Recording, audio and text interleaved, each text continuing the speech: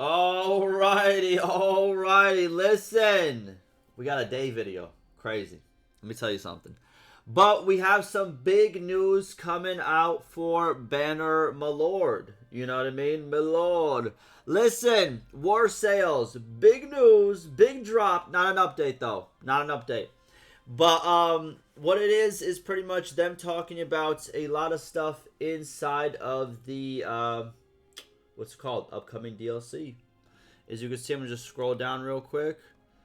It's a whole lot of information. Holy. But yeah, let's go all over it. It's a dev blog speaking about, you know, setting sail, pretty much talking about the DLC, what's going to be in it, how some of the systems work, and hopefully answering some more questions that people have. Ooh, excuse me. But yeah, without further ado, let's get right to it. Also, I made a video literally yesterday talking about like the new map changes. And there they go, copying my whole flow again. It is what it is, dog. You know what I'm saying? You got to be quicker than that, though, by the way. Go check that out, though, if you have it. Link down below. All right. Greetings, Warriors of Cal Radio. Welcome to the War Sales Developer Blog Series. We're excited to share our progress on the features taking shape. Though with all things in development, please note that details may shift as we navigate our courses. Look at these guys out here trying to put puns and everything, bro. I see you, bro. Towards the release of the expansion in early fall 2025. All right. They're still hitting that early, bro. Just hit fall, bro. I'm not gonna be mad at you. The people that are gonna be mad, ooh, about 4 months gonna be mad about 5 and 6. I'm just saying, bro. You know what I'm saying? You don't gotta go too crazy on the early, bro. My fault, bro. I'm just saying. With war sales, creators' horizons have grown quite literally. Today, we want to take you behind the scenes of the world map expansion and share how. Why is that still on? Share how we've reshaped the land and sea to support the introduction of newly added Norse faction and naval gameplay. We'll also be diving into the systems that shape life at sea, from the flow of ships' movements to the tactics of naval blockades and the stormy hazards that test each voyage. I'm dying. My voice is dying. This is like my first video. I don't know what's going on. I'm gonna die.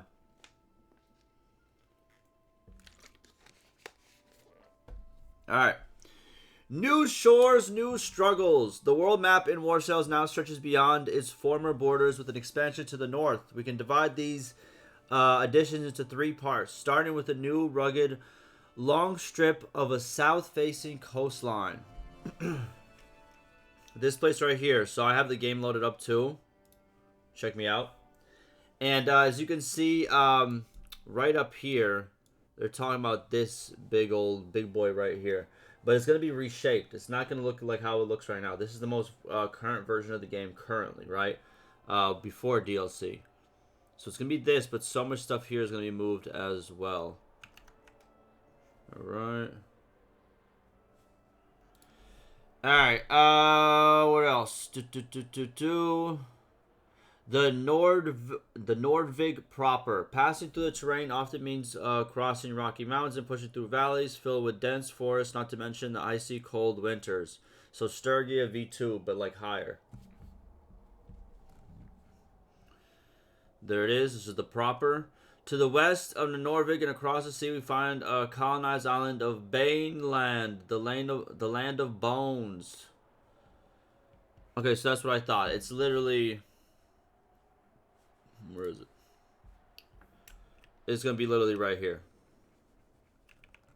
like right here off the coast. Yeah. All right. To the east, so this is the island of Baneland right over here. Wait, this refers to either the walrus ivory that drew the original settlers there, or the remains that left along its desolate shores. That's cool. Town and a castle. That's cool.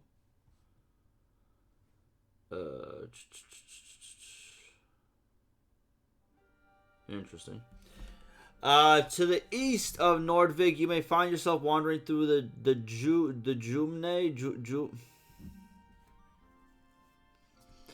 River area, where mysterious burial pits left by some long-forgotten people lie scattered along the riverbanks. The river runs south, eventually reaching Kazay lands, allowing Nords to raid and trade along the shores. of lakes Laconis and Tanissus. Yo, why don't our lakes have names, bro? Like when we zoom in, it does get on that, bro. Let me know some names of these lakes, of these rivers. You know what I mean? I'm just because they be saying them, they got names for them. Put them on the map. I'm just saying. So this right over here. Again, it's so much has changed because look. So this is supposed to be this area right here. And the way it's looking like it's like literally flooded. Well, no, it's supposed to be this area right here, technically, right? Right here.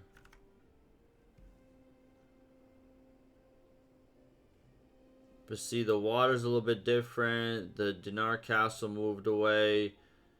Tayel is...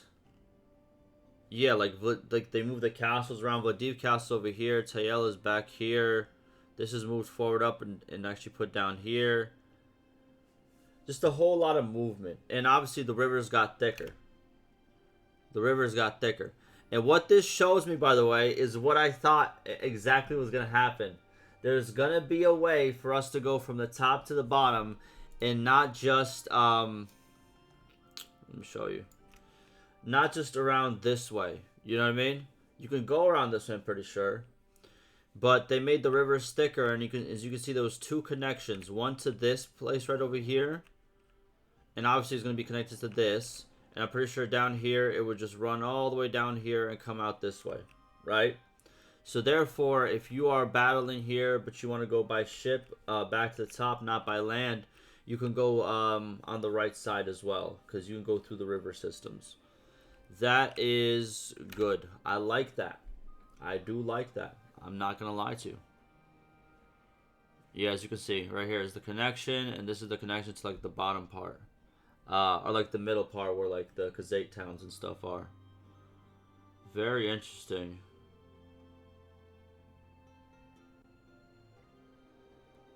Huh. Okay. Strategic considerations and blockades. Alright, let's talk about it. So, adapting Calradia for naval travel meant more than opening the seas. It required reshaping the very veins of the continent. Again, a lot of changes. Certain rivers have been widened to support inland navigation, allowing ships to reach far beyond the open sea, while bridges have been reconsidered to maintain vital overland routes. Makes sense.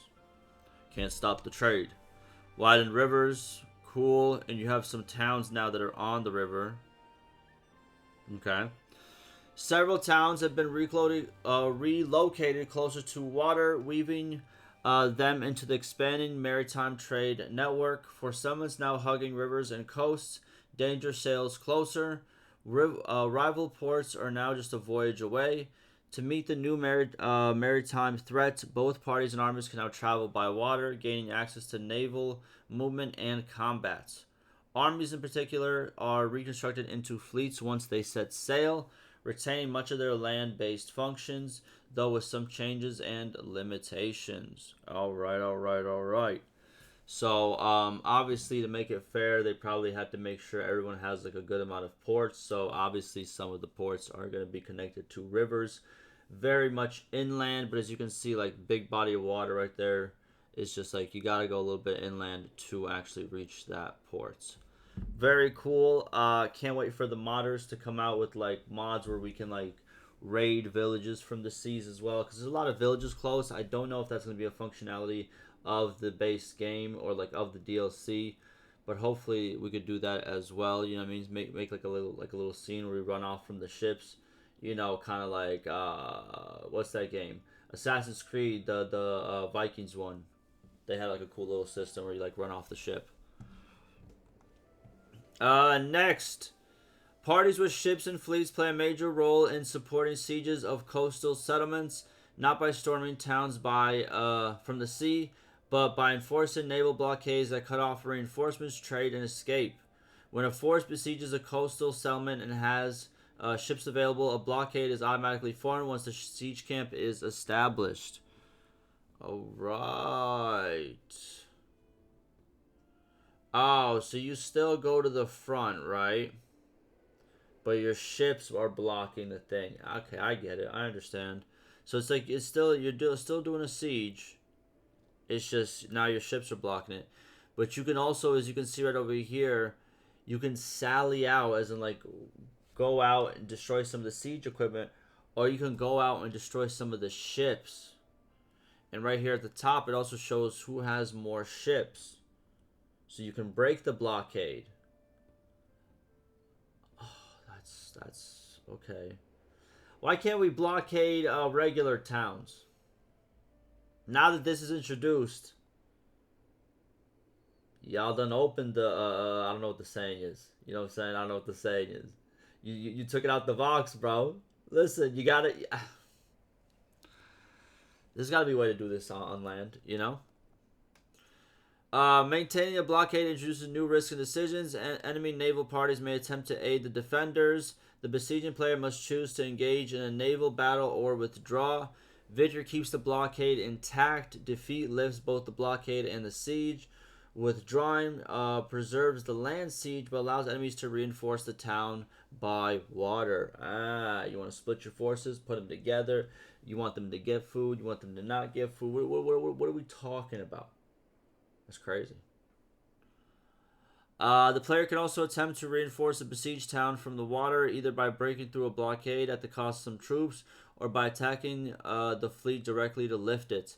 Likewise, if trapped inside, they may try a costly breakout or sally out straight for the enemy ships. Interesting. We're gonna try all these features. It's a lot of features.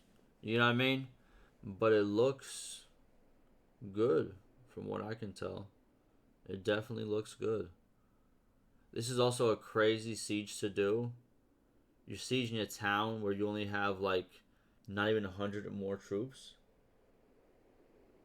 Bro, Vlandia, bro, the Gaul. Next. Hoisting the sails. Your naval journey begins at any town with access to the sea or a river. From these ports, you can purchase or sell ships, repair and upgrade them, all for the high. Except for the high. I think they're going to be high. For the right price in dinars. Ships can also be given to your clan either through the port, which requires a few days and a small escort of troops for delivery, or instantly by speaking to the clan members directly, where you can also take command of any ships they currently control. Interesting. What do we got right here, bro? What do we got? So right here is all the bonuses, like all the upgrades you can put on it. And when you pick it, it you pick it, right? He's on sales currently. It has the no option because you might not have any, and then pretty much probably all the options you have in your inventory. These are gonna cost so much, bro. Trading is back in such a big way, bro. Holy shit. Zayathma 6 ships. We got 2 different types of ships. Sell 60,000. Yeah, these ain't gonna be cheap, bro.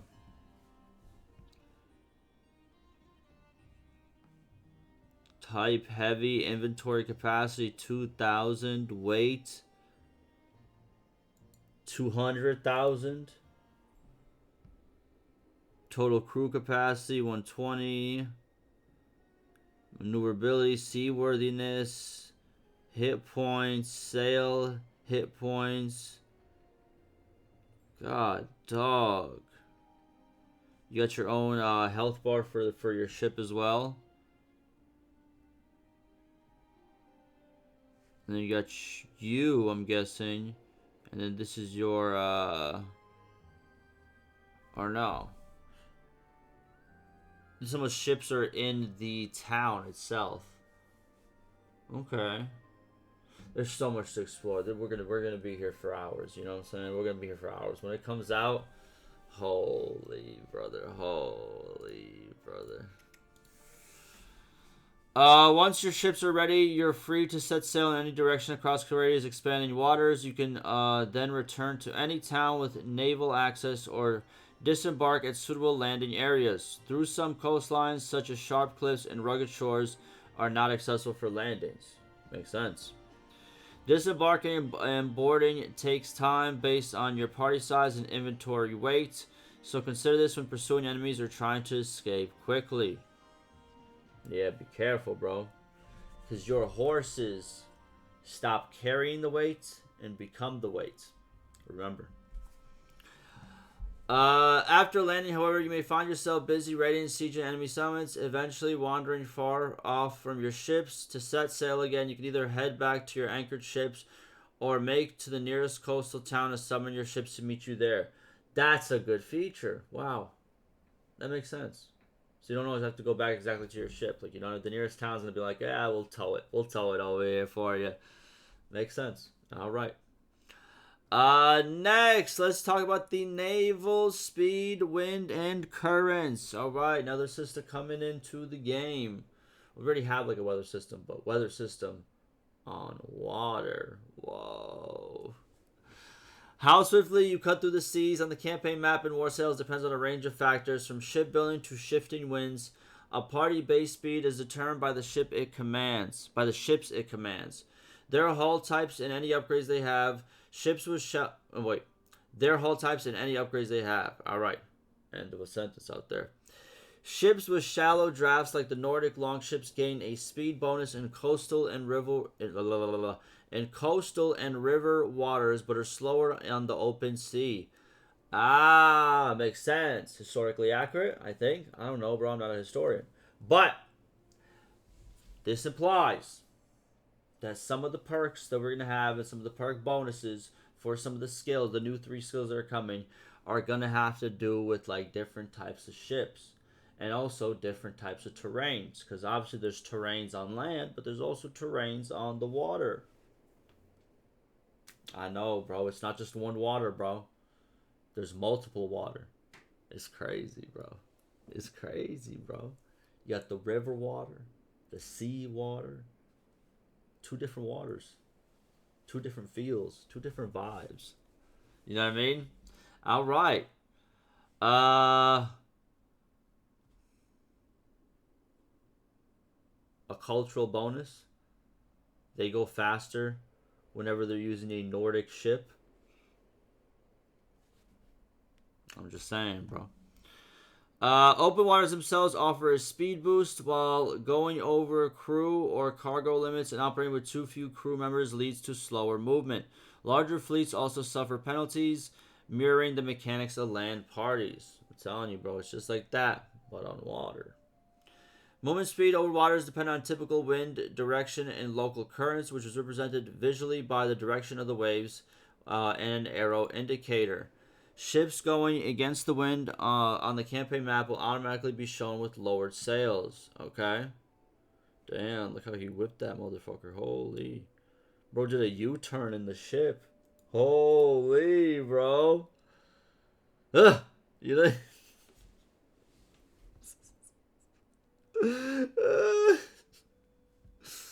That's cool, though. So it kind of shows you right there on the arrow. You see exactly where it is. Look at the open water. Nothing but water, baby. What's that right there? It's just a shadow, bro. Relax, man. Relax. To give an example, sailing down... Oh, minus 800 daily gold change. Get your bands up, brother. To give an example, sailing downstream along a river is noticeably faster than going upstream. Makes sense. And not all rivers have the same flow strength. The seas, too, have defined flows. These do not shift over time and are set through a flow map that influences movement speed across the water bodies. As you can see, it's kind of like... Wow. Wow. It's like this way, and then woo, this way. There it is. There it is. Flow map in the scene editor, not visible while playing. Listen, someone's gonna have to make a chart and be like, here's all the flow maps. You know what I mean? For all the people that are like, I gotta get the best possible sail. I gotta get the best possible. Yeah, we're gonna need somebody to post the flow map, the whole flow map of the game on Reddit. Okay, get to it. Next and last, actually, sea attrition, seaworthiness, and storms. Ooh, spooky. Life at sea in war sails wears down even the sturdiest hull. Ships take, me talking about your mom, my fault, bro. Ships take gradual damage when navigating the open sea and when under harsh weather conditions. This damage is influenced by weather strength, ship size, and a vessel's innate seaworthiness. A stat that helps reduce the toll the sea takes. Interesting. Previously mentioned wind effects are further intensified when sailing through storms. Storms are circular dynamic weather events that move across the open seas with various degrees of strength and sizes, all the way up to hurricanes. What that look like, bro? Is there a tsunami? Big wave? I don't think so. They can form an open sea, then they continue to grow or dissipate when crossing land terrain. You get struck by lightning, brother. Holy, look at that. His speed went from 4 to 3.4, bro. Slowed him down, bro. I don't know if it hurt him because this is like in 10p. But like, yeah. Wow. We'll see how it goes. How lucky are you? Going across a lake, gets hit by lightning 3 times, dies. And I'm guessing if your ship goes, I'm guessing you lose a lot of troops, you lose a lot of your inventory, but you wash up at sea. Is that kind of like what I'm thinking? Traveling to a storm is dangerous, but the right steps and distance from the storm's eye, it's possible to ride the outer edge and gain speed without taking damage. Managing your ship's condition is vital. Damaged ships must be repaired at port, and poor planning can leave your vessels battered and even destroyed long before the enemy arrives. You gotta think, bro. You know what I'm saying? Don't play yourself. But what happens if you lose all your ships at sea? Okay, there it is. If you're not captured by the enemy, you and your surviving troops will make a desperate journey on rafts to the nearest shoreline, but not without cost. Yeah, I'm guessing. Along the way, some units may die or get incapacitated due to starvation. The same applies if you escape captivity while at sea. You'll drift alone to shore on a raft. Alone. Well, yeah, if you escape, you're alone anyways. That makes sense. And that's a wrap. We'll be answering more questions in another Q&A next week. They're pumping. They're pumping, baby. They're pumping. But, yeah, what do you guys think? I'm not even going to look at the comments. We're keeping this video just content, baby. You know what I'm saying? What do you guys think? Let me know down below what you guys think. We're going to go over all these different ones. We're probably going to, like, make a video exploring this, exploring that. You know what I mean? Y'all, you guys will see it. But I'll see you in the next one.